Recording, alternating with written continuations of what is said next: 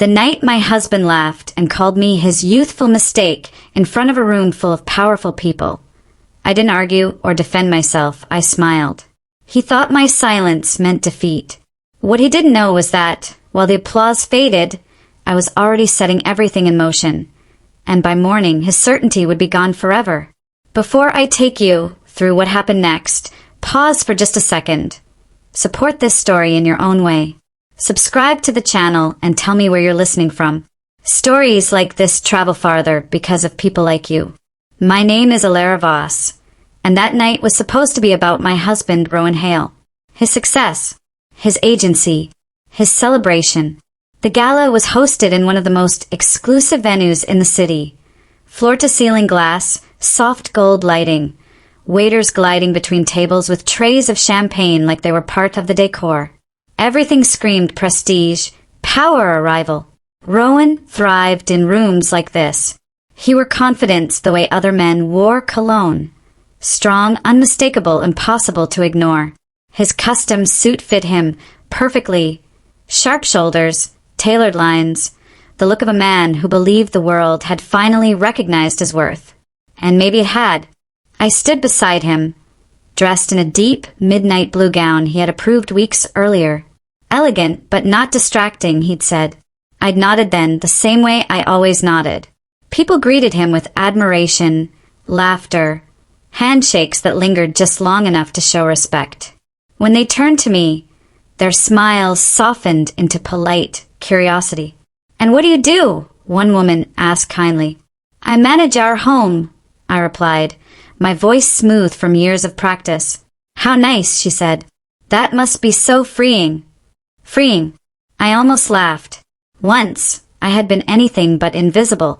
20 years earlier, I'd graduated at the top of my class from a respected design school, full of ideas, ambition, plans that filled notebooks and late-night conversations. I wanted to open my own interior design studio, create spaces where people could breathe, heal, feel alive. That was before Rowan's dreams eclipsed mine. We met when we were young and hopeful, sharing cheap wine in a cramped apartment, promising we would build everything together. He told me I was brilliant, that my talent mattered, that we were partners. At first we were. Then his career took off fast. Promotions, recognition, bigger clients. I supported him through it all. I helped with presentations, office layouts, branding concepts. "Why hire outsiders when you're this good?" he'd say. And I believed him. When the money started pouring in, he suggested I step back from working altogether. "You don't need the stress," he'd said. "I want my wife relaxed, taken care of." It sounded like love then. It didn't feel like love anymore. At the gala, dinner was served, speeches flowed, and Rowan basked in admiration. When the senior executive stood to toast him, the applause was thunderous.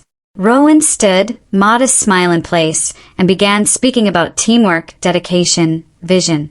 Then he looked at me.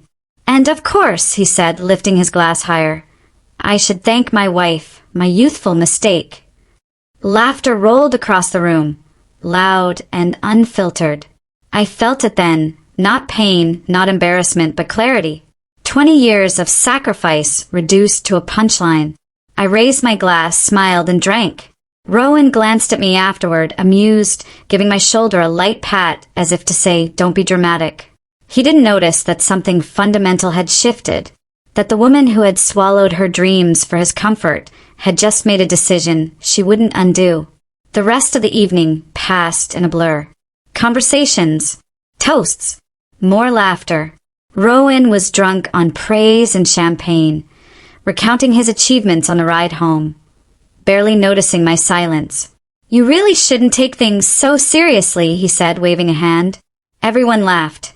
It was harmless. I looked out the window at the passing city lights. "Of course," I replied softly. At home, he collapsed into bed fully dressed and fell asleep within minutes. I stood in the doorway and looked at him. This man I had loved, supported, defended for 2 decades, and felt absolutely nothing. I went to the kitchen instead. The clock read 1:42 a.m. The apartment was silent except for the hum of the refrigerator. I poured myself a cup of tea and sat at the table, staring at nothing and then at everything. That was the moment I stopped mourning what I had lost and started accounting for what I still had. I opened my laptop. Rowan loved control, especially financial control. He monitored spending, questioned purchases, reminded me constantly that he was the provider.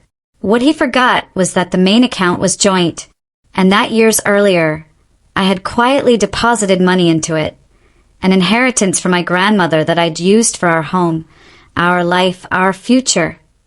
I didn't rush. I didn't panic. Transfer by transfer, methodical and calm, I moved money into the personal account I had opened months earlier on instinct alone. Not everything. Just enough. Enough to breathe. Enough to move. Then I stood, walked to his study and opened the wall safe. Rowan was predictable. The code was our anniversary, the same date he'd mocked hours earlier. Inside were cash, documents, investments. I gathered what mattered. Proof. Records. Security. By the time the sky outside began to lighten, my decision was complete. I packed a small suitcase, only essentials. Documents. Laptop. My mother's pearl earrings. Nothing else mattered. Before leaving, I returned to the bedroom. Rowan slept peacefully, unaware that the life he thought he controlled was already slipping beyond his reach. In the bathroom, I took a tube of red lipstick I'd never worn. Too bold, he'd once said, and wrote on the mirror. Mistake corrected. I didn't look back. When I walked out into the early morning, the air felt different. Lighter. Honest. Rowan would wake up soon, confused, then panicked, then furious. But that was no longer my concern, because the woman he called a mistake had finally chosen herself. And this was only the beginning. Morning arrived quietly, the way it always had, soft light spilling across polished floors, the distant hum of the city waking up. But this time I wasn't there to witness it. I was already moving forward, carrying only what I needed and leaving behind everything that had learned to take me for granted. Rowan woke late. He always did after nights like that.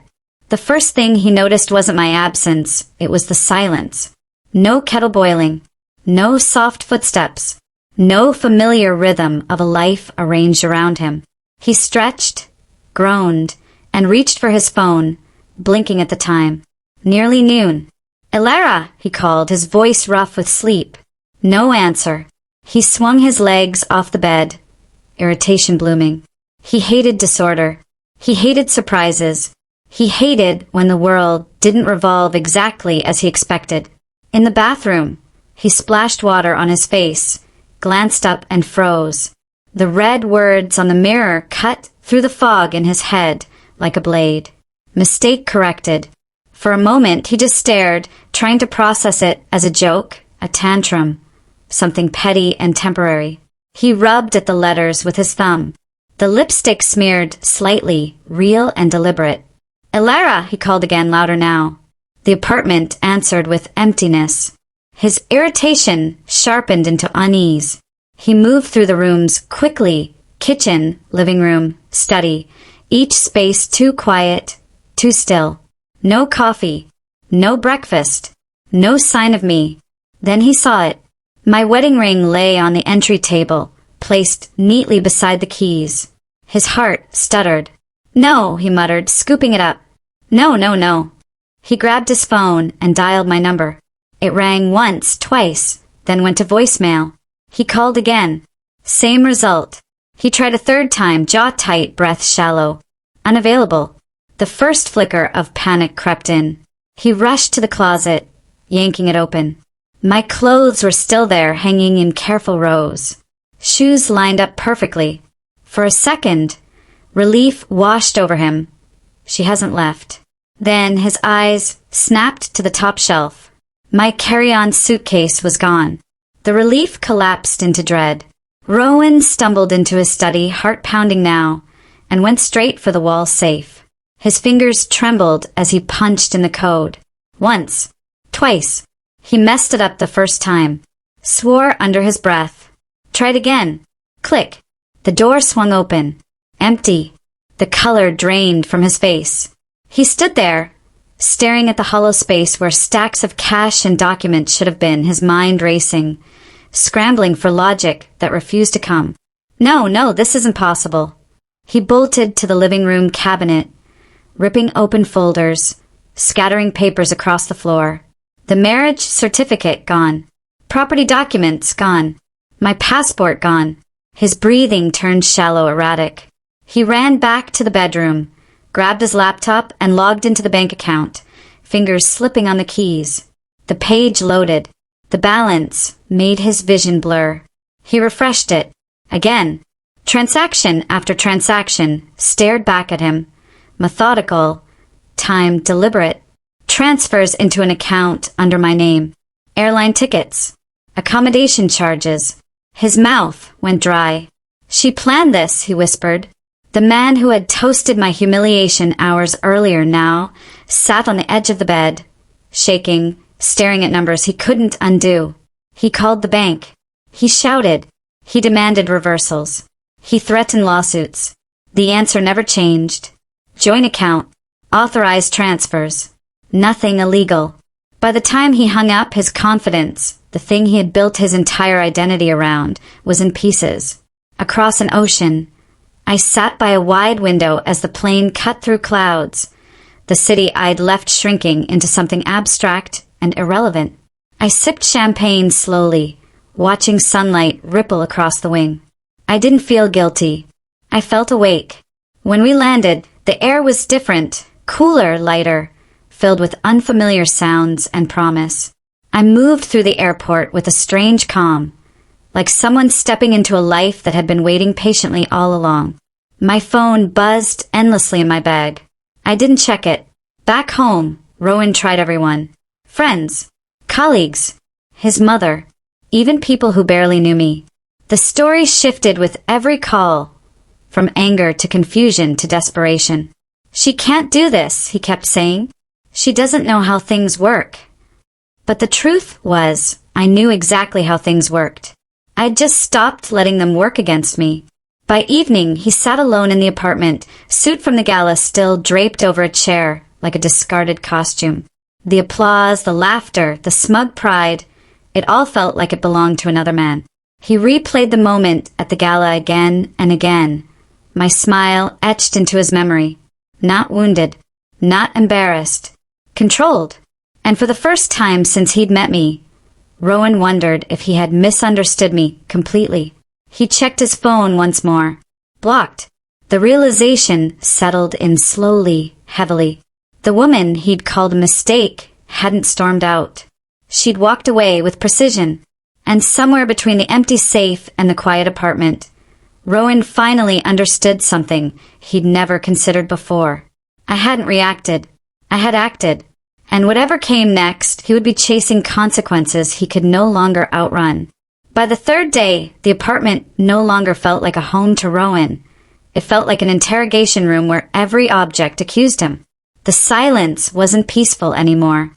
It was loud, pressing in on him, reminding him that the woman who had once filled the space had vanished without a scream, without a scene, without begging. He hadn't slept. His phone lay in his hand like a lifeline that refused to work. Every call went unanswered. Every message sat unread. Even his anger was starting to rot into something worse. Fear. Rowan paced the living room, stepping over the scattered papers he still hadn't bothered to clean. The confidence he'd worn at the gala, the sharp suit, the smug smile, it all felt ridiculous now. He kept replaying that moment at the table, his glass raised, the laughter ringing out. He'd expected me to shrink, to play along, to swallow the humiliation like I always had. But I hadn't, and now that realization gnawed at him. He grabbed his jacket and stormed out, convinced that action, any action, was better than sitting still. He drove straight to the bank branch, rehearsing his outrage, ready to bulldoze his way through with authority like he always did. Inside, the air smelled of polished wood and quiet efficiency. He marched to the counter, slapped his card down, and demanded to see a manager. "I've been robbed," he said sharply. The woman behind the desk didn't flinch. She typed, glanced at the screen, and calmly explained, again, that there was no theft. The account was joint. The transfers were authorized. Every transaction verified. You're telling me she can just take everything and disappear? Rowan snapped. The manager met his eyes unblinking. I'm telling you, she didn't disappear. She withdrew funds she was legally entitled to. That word, entitled, hit him harder than any accusation. He left the bank shaking with rage, humiliation burning in his chest as people glanced at him, sensing something was wrong. Outside, the city moved on, indifferent to his unraveling. He tried damage control next.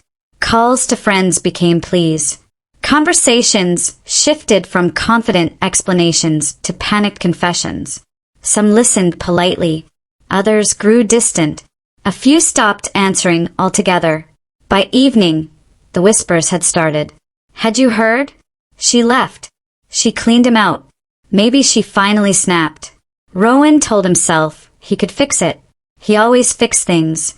He built campaigns, spun narratives, turned disasters into success stories. This was no different. He just needed to find me. He hired a private investigator with money borrowed from a colleague. He swore he'd pay back within the week. He sent emails. He checked flight logs. He refreshed social media obsessively, hoping for a single slip. Nothing. Meanwhile, on the other side of the world, time moved differently. I woke to church bells echoing through narrow streets, sunlight pouring through tall windows onto wooden floors. The apartment was small but warm, filled with the scent of fresh coffee drifting up from the cafe below. For the first time in years, I didn't wake up bracing myself for someone else's mood. I unpacked slowly, deliberately, placing my things as if I were claiming territory, not in anger but in certainty. I enrolled in a language course that afternoon, sat among strangers who didn't know my past, didn't see me as anyone's wife or accessory. When the instructor asked me to introduce myself, I said my name without hesitation. Just my name. No title attached. Each day my phone buzzed less. Rowan's calls grew more frantic, his messages swinging wildly between rage and remorse. I read none of them. I didn't need to. Back home, his world continued to fray. The investigator returned with limited information. Yes, I'd left the country. Yes, I was somewhere in Europe. No, they couldn't give him an address yet. Not without more money. Rowan slammed his fist against the desk in his office, startling his assistant. Clients had begun to notice his distraction. Meetings slipped. Deadlines were missed. The charm that once carried him faltered. And then came the invitation. Velocity Media's board meeting, mandatory attendance. Rowan walked in late, tie crooked, eyes hollow. He expected strategy discussions, campaign updates, routine nonsense. Instead, the mood was cold, formal.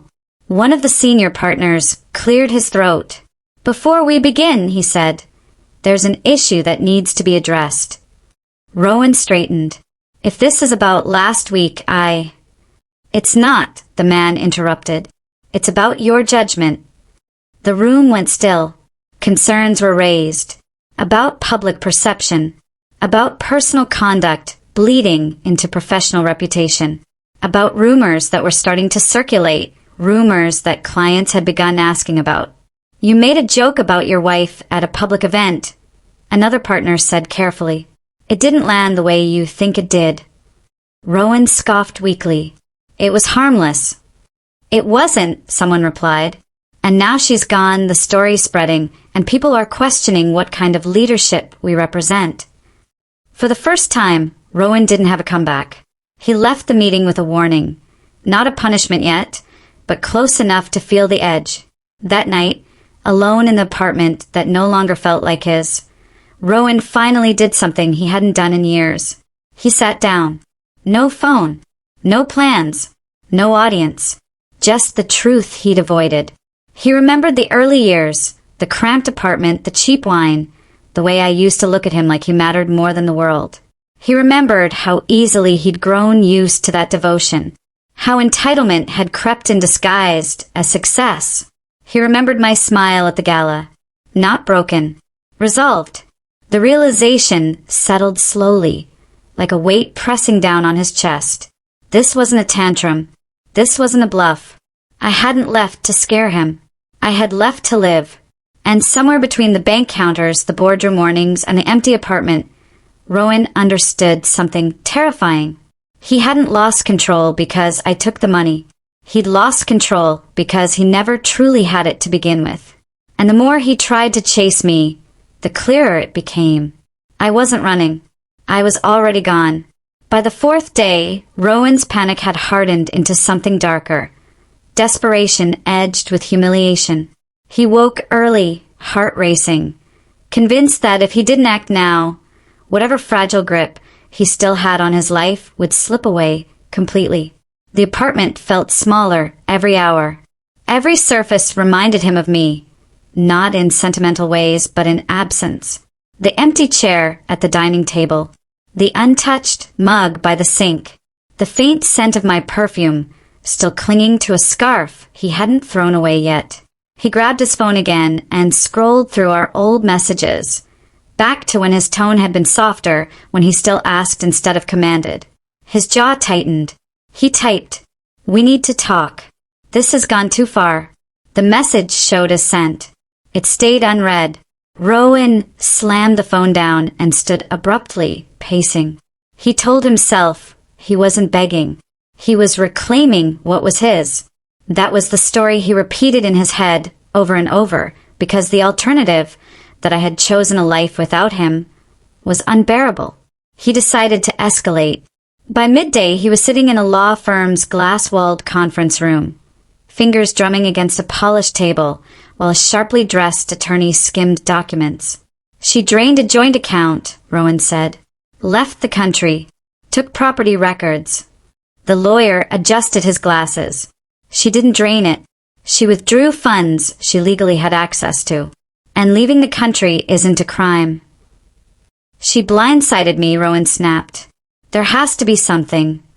The lawyer finally looked up. "There might be if you want to make this ugly. But I should warn you, based on what you've told me, that could backfire." Rowan frowned. "How?" "If she can demonstrate emotional abuse, financial manipulation, or coercive control, your position weakens considerably." The words hit harder than Rowan expected. "Abuse," he scoffed. "That's ridiculous." The lawyer didn't argue. He simply slid a paper across the table. "You'd be surprised how often people say that right before discovery." Rowan stood up so fast the chair scraped loudly across the floor. "Forget it," he muttered, storming out. By the time he reached his car, his hands were shaking. That night, he drank alone. He poured glass after glass, replaying every moment that had led here, trying to pinpoint the exact second things had turned. His mind circled back, again and again, to the gala. The toast, the laughter, the look on my face that he'd dismissed too easily. Across the ocean, my life was quietly rearranging itself. I walked the same streets each morning, learning their rhythms. I ordered coffee in halting phrases that improved daily. I sat in classrooms filled with strangers who knew nothing about who I used to be, and didn't care. For the first time in decades, I wasn't shrinking myself to fit someone else's expectations. One afternoon, after class, I lingered in a small cafe near my apartment. The owner, a woman with kind eyes and silver hair, struck up a conversation. She didn't pry. She didn't ask why I was alone. She simply said, "You look like someone who chose herself." The words stayed with me long after I left. Back home, Rowan's unraveling accelerated. Clients began canceling meetings. One long-standing account quietly moved to a competitor. His assistant avoided eye contact. The office buzzed with whispers he couldn't control. Then came the call he didn't expect. His mother. "Rowan," she said carefully, "I heard Zahara left." His shoulders stiffened. "She stole from me." A pause. "That's not what people are saying." "What are they saying?" "That you embarrassed her. That you treated her like she didn't matter, that she finally had enough. Rowan laughed bitterly. So now I'm the villain. Another pause, longer this time. Were you kind to her? The question caught him off guard. Of course I was, he snapped, then faltered. I provided for her. That wasn't what I asked, his mother replied quietly. After the call ended, Rowan sat staring at his reflection in the dark screen of his phone. For the first time, doubt crept in, not the shallow kind that fades, but something deeper, unsettling. What if the story he told himself wasn't true? What if I hadn't overreacted? What if I'd been planning this longer than he ever noticed? That night, he dreamed of me, standing across a wide room, calm and distant. He tried to reach me, but the floor stretched endlessly between us. When he woke, his sheets were twisted, his heart pounding. Meanwhile, I stood on my balcony watching the city glow at dusk, feeling a peace that was unfamiliar but welcome. I thought about the woman I used to be, the one who stayed quiet, who absorbed insults, who convinced herself that silence was strength.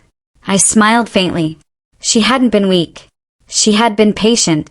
And patience, once exhausted, becomes resolve.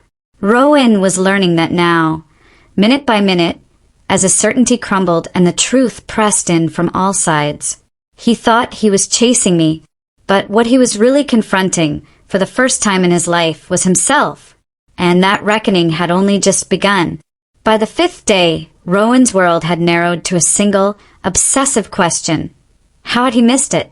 Not how I left, not how much I took, but how a woman he believed he understood completely had stepped out of his life with such precision.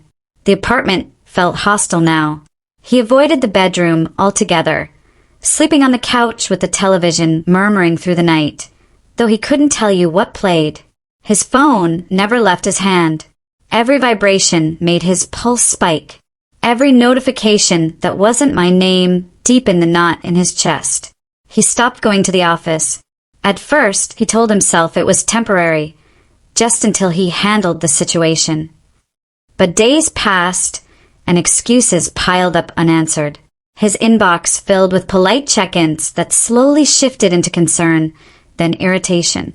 Rowan, once indispensable, was becoming unreliable. On the 5th morning, he finally opened one of the messages he'd been avoiding. We need clarity before the client meeting tomorrow. Are you in or not? He stared at the screen, then locked the phone without replying. Instead, he opened his laptop and began searching my name. It startled him how little there was. No recent posts, no tagged photos, no casual digital footprint to trace. I'd erased myself more thoroughly than he'd thought possible. The woman who had once documented her life around his schedule had vanished, as if she'd never existed online at all. That realization unsettled him more than the money. He remembered how often he'd mocked my quiet nature. You don't even have social media anymore. What do you do all day? Now, the silence felt deliberate, strategic. He leaned back, rubbing his temples, and another memory surfaced, one he'd always dismissed. The night, months ago, when I'd asked him casually, "Do you think people ever really know their partners?" He'd laughed then. Of course. I know you better than you know yourself. The arrogance of that answer burned now. Rowan decided he needed allies. Control was slipping, and he needed leverage. By afternoon, he was sitting across from Julian at a quiet bar near the office. The place was half empty, late sunlight slanting through dusty windows. She's turning everyone against me, Rowan said, gripping his glass. I need you to talk to people. Set the record straight. Julian hesitated. Rowan, people aren't taking sides. They're just noticing. Noticing what? That she left without drama. That she didn't smear you. That she didn't make demands. Julian sighed.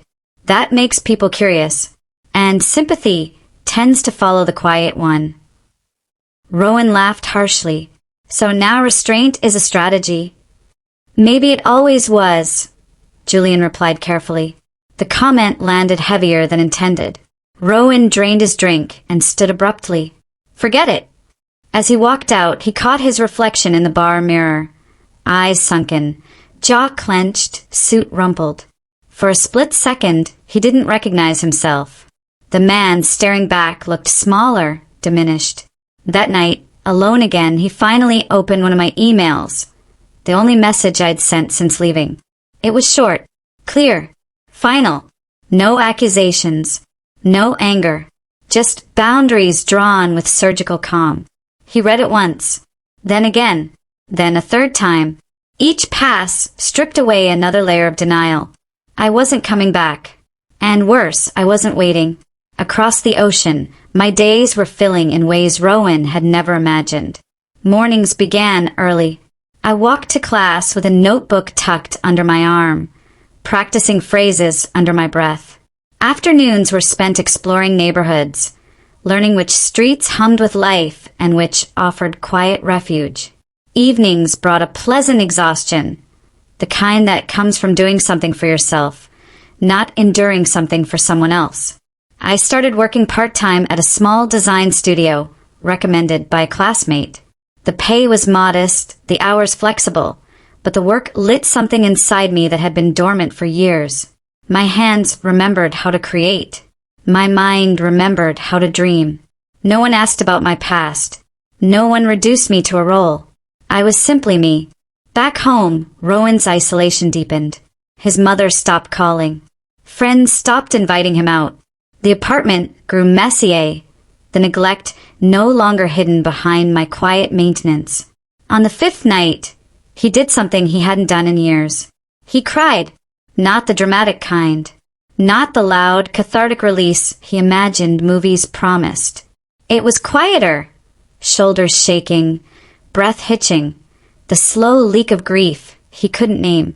He cried for the version of himself he'd believed in. He cried for the certainty that had abandoned him. He cried because, for the first time, powerlessness wasn't theoretical, it was personal. He realized then that he couldn't force me back, couldn't threaten, couldn't shame, couldn't outmaneuver. The tools he'd relied on his entire adult life were useless.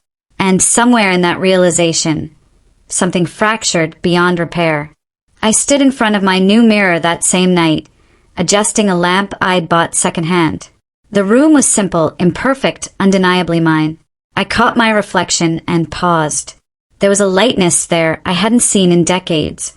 Not joy exactly yet, but relief. The kind that comes when you finally stop explaining yourself. As the city outside settled into night, I turned off my phone and opened my notebook, sketching ideas for a project due the following week. Lines flowed easily, confidently. Miles away, Rowan sat alone in the apartment he once ruled, surrounded by echoes of a life that no longer answered to him. He had called me a mistake. Now he was beginning to understand the truth. The mistake wasn't loving him. The mistake was believing that love required my silence. And that lesson, learned too late, was one he would carry far longer than the money I'd taken with me. By the sixth day, the illusion Rowan had lived inside for years finally collapsed completely. It wasn't dramatic. There was no single phone call, no explosive confrontation, no courtroom thunderclap. It was quieter than that, more terrifying. It was the slow realization that nothing he did anymore mattered. He woke early for the first time in days, not because he wanted to, but because anxiety jolted him awake. The apartment was dim, curtains still drawn, air stale. His phone lay on the coffee table where he dropped it the night before, screen dark, silent. No missed calls. No new messages. He picked it up anyway, refreshed his inbox, checked social media again, hoping irrationally that I'd broken my silence, that I'd posted something careless, something traceable. Nothing. It was as if I'd erased myself from the version of the world he controlled. Rowan dressed slowly, mechanically. He chose a suit out of habit, then hesitated, staring at himself in the mirror. The man looking back at him seemed thinner, older. The confidence that once came so easily now felt like a costume that no longer fit. He went to the office, not because he was ready, but because he was afraid of what would happen if he didn't. The elevator ride felt endless. When the doors opened, The familiar buzz of the agency felt off. Conversations stopped when he passed. Smiles were tight, polite, cautious. In the conference room, the board was already seated. Rowan took his place, trying to reclaim posture, authority. He cleared his throat. Before he could speak, the managing partner did. "We need to address the instability," she said calmly. Rowan stiffened. "If this is about my personal life—" "It's about performance," she interrupted. "Yours." A folder slid across the table toward him. Inside were reports, missed deadlines, client complaints, a campaign pulled after negative feedback, a contract paused pending review. Rowan's chest tightened. "This is temporary," he said quickly. "I'm handling a private matter." The managing partner's gaze didn't soften. Private matters don't become public rumors unless there's substance. Another partner leaned forward. "Clients are asking questions, Rowan, about your judgment, about your character." "Character?" he snapped before he could stop himself. "Yes," the partner replied evenly. "The Gala incident didn't disappear. It traveled." Rowan felt heat crawl up his neck. It was a joke. "Not to everyone," someone else said, "and not in this climate." Silence settled heavy and thick. Finally, the managing partner spoke again. "We're placing you on temporary leave. 2 weeks. Paid. Use the time to stabilize whatever needs stabilizing." The words hit harder than termination would have. Temporary leave. A polite way of saying step aside, you're a liability. Rowan nodded stiffly, gathered his things, and left without another word.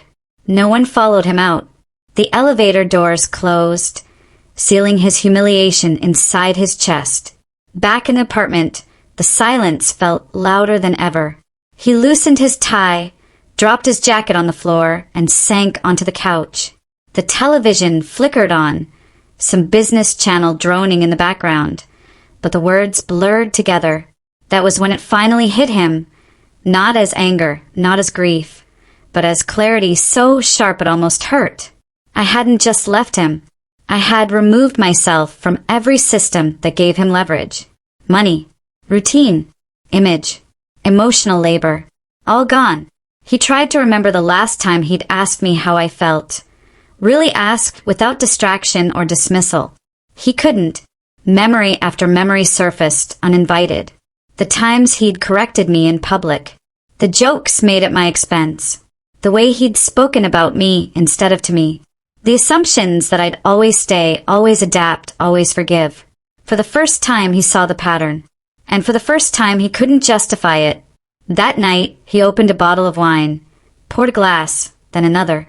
Halfway through the second, he stopped, staring at the liquid as if it might answer him. "What did you expect?" he muttered to the empty room. He thought of the words on the mirror.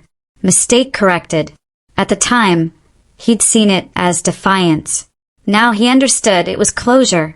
Across the ocean, my days had found a rhythm that felt steady, grounding. I woke early, walked to work through streets that were beginning to feel familiar. The studio buzzed with creative energy, ideas sketched out loud, debates over color palettes, shared laughter over coffee breaks.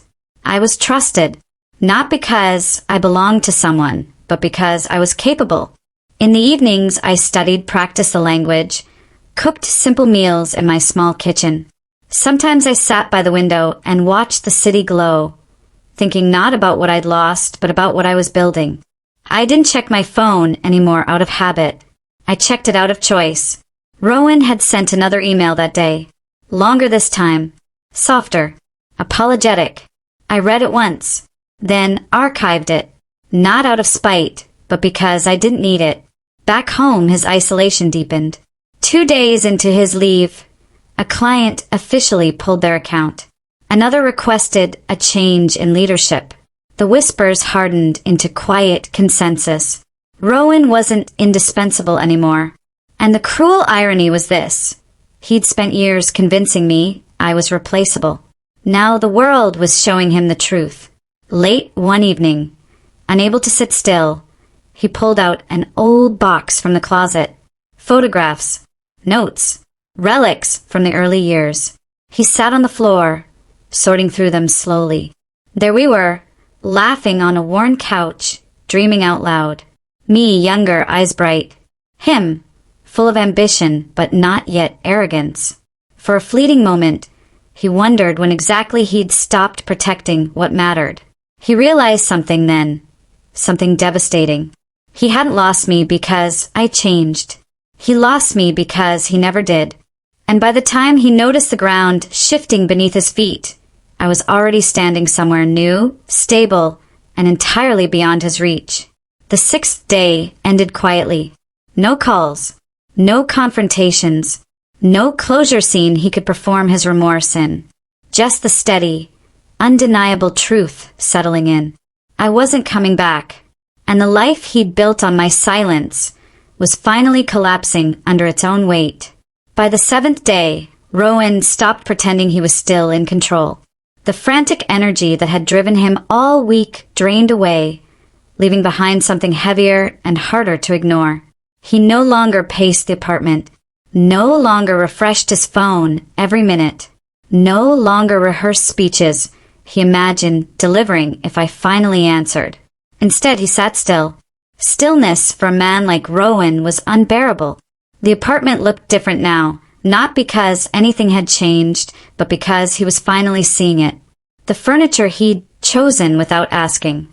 The art he'd insisted on because it impressed clients. The space designed to signal success, not comfort. There was no warmth here, only proof. He stood and walked slowly through each room, touching objects as if they belonged to someone else. The dining table where he'd hosted business dinners, but never real conversations. The couch where I'd sat quietly while he talked on calls late into the night. The kitchen where I'd learned to cook meals timed precisely to his schedule. He stopped in the doorway of the bedroom. For the first time since I left, he went inside. The bed was made, too neatly. He hadn't slept there since the gala night. The sheets still smelled faintly of the detergent I preferred, the one he used to tease me about because it wasn't strong enough. He sat down slowly, hands resting on his knees. This was where certainty finally cracked. Not the kind that shatters loudly, but the kind that caves inward, leaving a hollow space where confidence once lived. He whispered my name once. The sound felt foreign in his mouth. Rowan reached for his phone again, not with urgency this time, but with something closer to resignation. He scrolled through his blocked list, hovered over my number, hesitated. Then he stopped, unblocked. He stared at the screen for a long moment before typing. I don't want to fight anymore. He erased it. I'm not asking you to come back. Erase. I finally understand. He paused, then sent it before he could overthink it. The message delivered. Unread. He placed the phone face down and waited. Minutes passed, then an hour. Nothing. And something inside him shifted, not with anger but acceptance. For the first time, Rowan considered the possibility that this story didn't end with reconciliation or victory or even forgiveness. It might end with distance. Permanent distance. That thought terrified him more than anything else had all week. Across the ocean, my 7th day began with rain. Soft at first, then steady, washing the city clean, blurring reflections on stone streets. I watched it from the window of the studio as we wrapped up a project meeting, feeling an odd sense of calm settle over me. Rain used to make me anxious. It meant delays, disruptions, plans rearranged to accommodate someone else's schedule. Now it just meant weather. I walked home under a borrowed umbrella, letting the rhythm of my steps sync with the sound of rain hitting pavement. I stopped at a bakery I'd passed every day but never entered and bought fresh bread still warm from the oven. Small choices. Mine. At home, I checked my phone and saw Rowan's message. I didn't open it right away.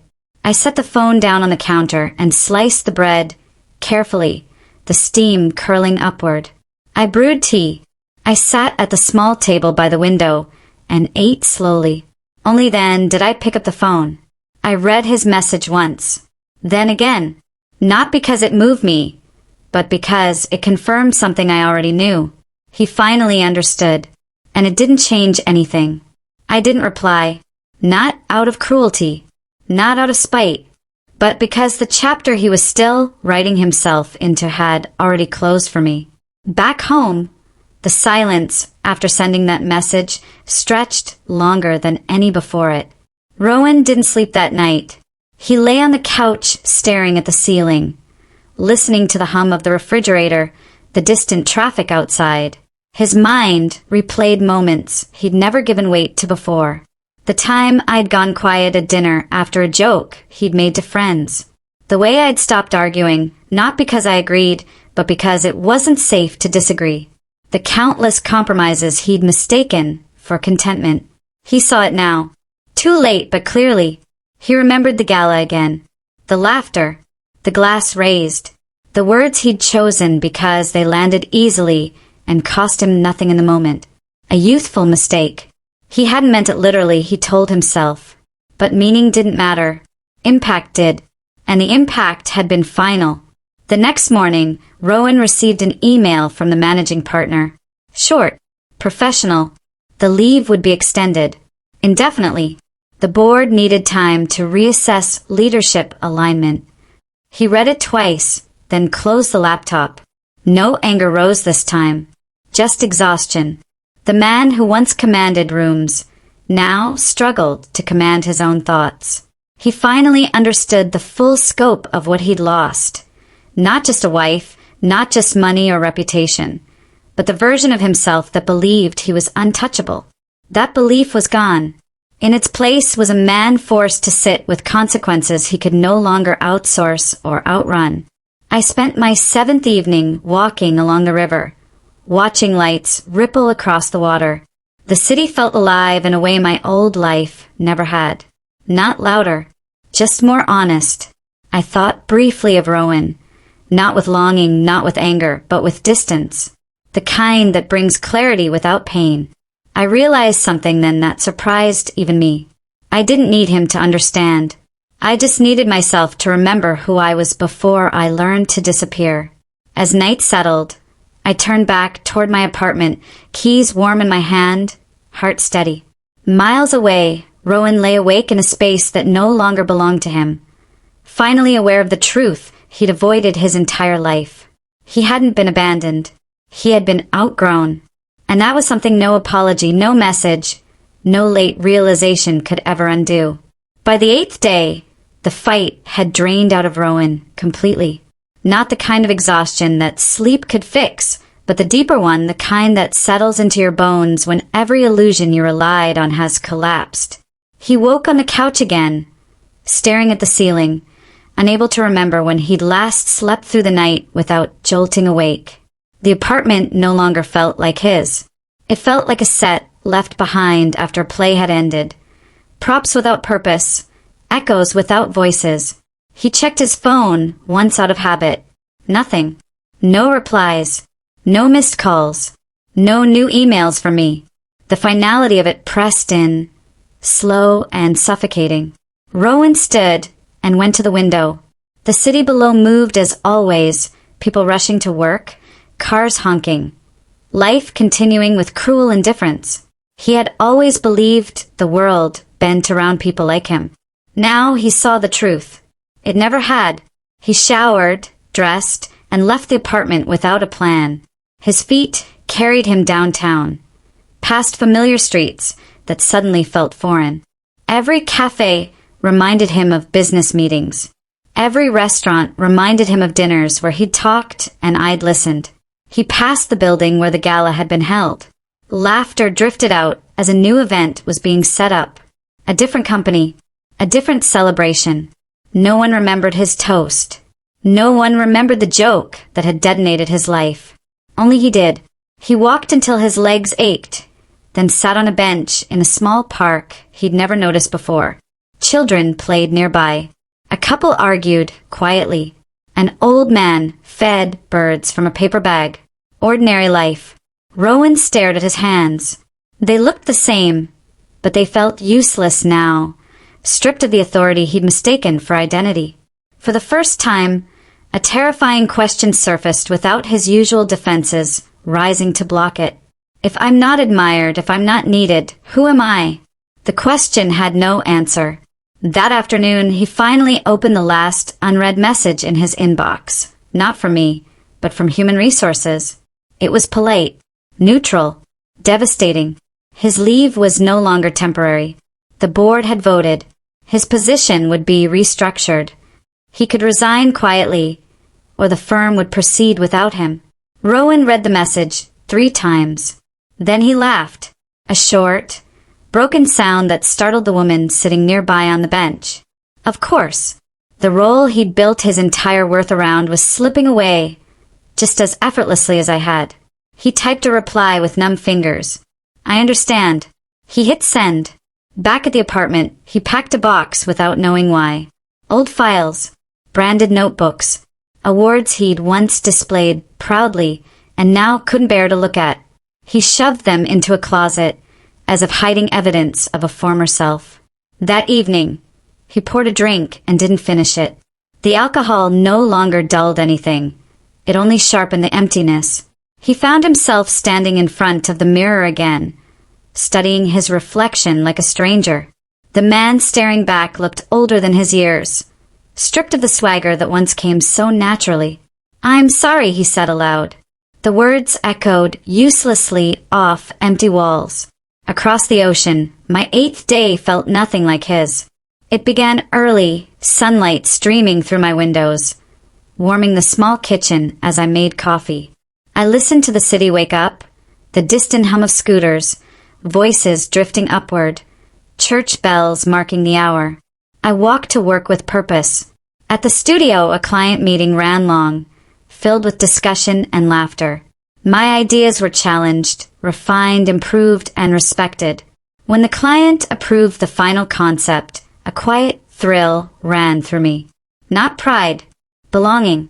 After work, I met friends for dinner. People who knew me not as someone's wife, not as an accessory, but as a woman with opinions, stories, and a future. They asked about my plans. And for the first time in years, I answered without hesitation. I'm staying, I said. The certainty in my own voice surprised me. That night, back in my apartment, I finally did something I hadn't allowed myself to do before. I opened my old sketchbooks. Page after page of abandoned ideas stared back at me. Designs I'd once dismissed as impractical, unnecessary, indulgent.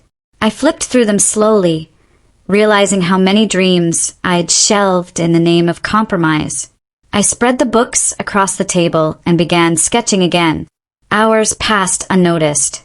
Miles away, Rowan sat in the dark, scrolling through photos he'd once taken for granted. Vacations where I smiled beside him. Dinners where my gaze lingered on him while he looked at his phone. Celebrations where I stood, half a step behind. He saw it now. In every image, I was already leaving. He thought of the message he'd sent, the one that remained unread. For the first time, he understood why. It wasn't punishment. It was closure. The 8th night ended quietly on both sides of the world. I fell asleep with ink-stained fingers and a calm heart. Dreams filled with unfinished spaces waiting to be designed. Rowan lay awake in an apartment that no longer reflected success, only absence, finally grasping the full weight of a truth he'd avoided for years. You don't lose people in a single moment. You lose them slowly every time you choose power over respect, comfort over care, ego over empathy. By the time they walk away without looking back, it's already over. By the 9th day, the story reached its quiet ending. Not with confrontation, not with apologies shouted across oceans, but with 2 lives moving in opposite directions, each finally settled into its truth. Rowan woke late. For the first time since everything unraveled, there was no panic waiting for him when his eyes opened. No surge of dread, no instinctive reach for his phone. Just a heavy stillness, like the moment after a storm when the air hasn't yet decided what it will become. He lay there for a while, staring at the ceiling, listening to the distant sounds of the city. Traffic, voices, life continuing without him at its center. That, more than anything else, was what finally broke the last illusion. He got up slowly and walked to the bathroom. The mirror reflected a man who looked strangely ordinary now, no longer elevated by confidence or diminished by rage. Just a man facing the consequences of his own choices. The words on the mirror were gone. He'd scrubbed them away days earlier, unable to stand the reminder. But their meaning lingered, etched far deeper than lipstick ever could. Mistake corrected. He dressed simply. No tailored suit, no polished shoes. Jeans, a plain shirt, a jacket he hadn't worn in years. As he moved through the apartment, he noticed how empty it had become. Not because things were missing, but because intention was. This place had never been a home. It had been a stage. He picked up his phone and opened his email. There were no new messages from me. He hadn't expected any. But there was something else. An automated notice from the bank confirming the final closure of the joint account. Final. Rowan read it once, then deleted it. He walked out of the apartment without locking the door behind him. It didn't matter anymore. Outside, the city greeted him with indifference. People passed by without recognizing him, without caring who he was or who he used to be. For a man who had built his identity on being seen, it was both terrifying and strangely freeing. He wandered aimlessly, letting his feet choose directions his mind couldn't. He passed the agency building, but didn't stop. Past restaurants where he'd once been greeted by name. Past a park where couples sat close together, talking softly. He sat on a bench and watched. And for the first time in his adult life, he didn't think about what he needed to do next to win, to fix, to reclaim. He simply sat with what was. Rowan thought of me, not as a possession, not as a problem to solve, but as a person he had never truly seen until it was far too late. He finally understood something simple and devastating. Love wasn't something he'd lost overnight. Love was something he'd traded away, piece by piece, for admiration, control, and comfort. And once traded, it could not be bought back.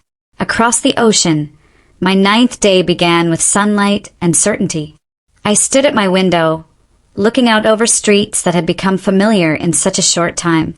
The city no longer felt temporary. It felt chosen. I brewed coffee, packed my bag, and headed to the studio with a lightness that still surprised me. There was work to do. Real work, meaningful work. A project presentation that afternoon. A new client meeting scheduled for next week. A future unfolding. At the studio, the presentation went smoothly. My ideas were met with thoughtful questions, not dismissive jokes.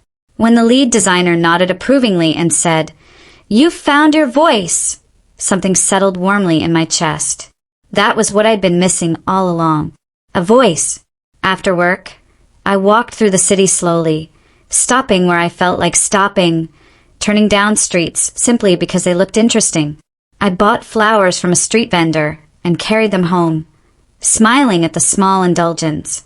In my apartment, I placed them in a vase and stood back to admire the burst of color against the simple space.